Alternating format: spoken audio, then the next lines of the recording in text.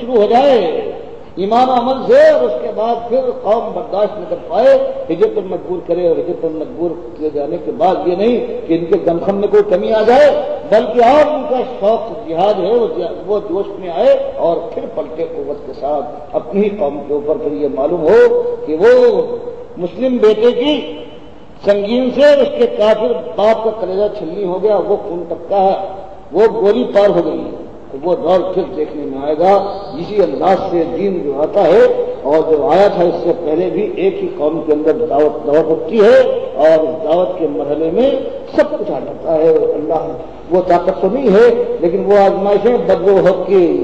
جو آزمائشیں تھی اس کا ایک کچھ ایسی صحیح، بہرحال وہ سب کچھ آئے گا، اللہ کی رحمت ہے، اور پھر کہیں اسلام قائم ہوگا۔ اسلام کے لیے یہ جو جوش اور شور 30 سال پہلے اٹھا تھا، اس نے لاکھوں آدمیوں کو گھر سے نکالا ہے اور ان کے کفن تار کر ڈالے ہیں، کتنے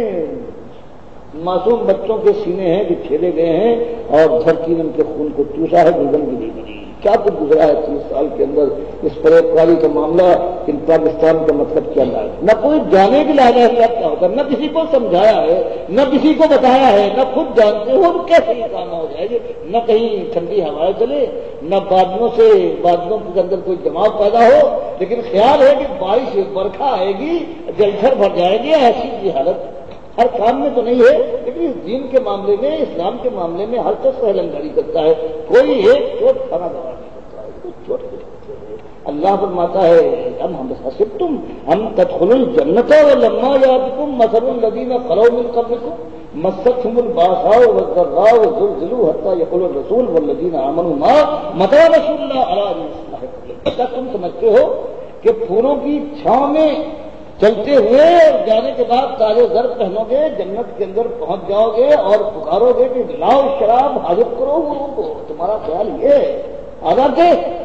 لمبا یاتکم، اس کے لیے وہ دعوت نہیں آیا ہے، تم تک وہ بات نہیں آئی ہے جو پہلے قوموں پر گزری ہے جب انہوں نے یہ آواز اٹھائی ہے۔ مستهم الباساء، ان کو مال و دولت کی تنگی سے ہم نے آزمایا ہے، بس ذرات جسم جان کی مصیبتوں میں ڈالا ہے، وہ زلزلوں ہمیں ان پر ہلا مارا ہے، حتیٰ یقول رسول اس زمانے کے رسول اور وہ معاذ ان کے ساتھ ایماندار سے پکار اٹھے مدد اللہ۔ اب تو آزمائش انتہا سے باہر جا رہی ہے، فرمایا جب جہاں تک ہم نے آزما دیکھا ہے تب ہم نے کہا ہے کہ اللہ قریب، ہاں اب اور یہی کہا ہے نبی صلی اللہ علیہ وسلم نے۔ خباب بن کثیر جب بخاری جگہ لاتے ہیں کہ جب ہم پہنچے ہیں کہ ہمارا کلیجہ جلا ڈالا گیا ہے، ہماری پیٹھ کو جلتے گرم سے داغ دیا گیا ہے، ہمارے ساتھ یہ کچھ ہو رہا ہے، آپ ہمارے لیے دعا اور ہمارے دشمنوں کی بد دعا نہ کریں گے؟ تو کہتے ہیں خباب بن رضی اللہ تعالیٰ عنہ کہ نبی صلی اللہ علیہ وسلم کا چہرہ غصے سے تمتما اٹھا، آپ ایک لگائے ہوئے سے سیدھے بیٹھ گئے، انہوں نے کہا بس اتنی جلدی؟ حالانکہ یہ بات اس سے پہلے قوم میں جو لوگ لے کر اٹھے ہیں ان کے لیے گڑھے کھودے گئے ہیں،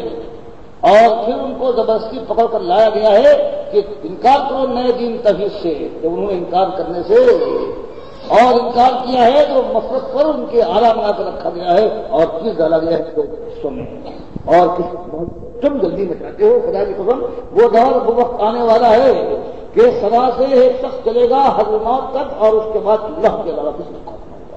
تو یہ چیز جو ہے وضو آتی ہے۔ باقی ہم نے وہ نعرے لگائے ہیں پاکستان کا مطلب کیا اللہ ہے، میں بھی اس میں شامل تھا،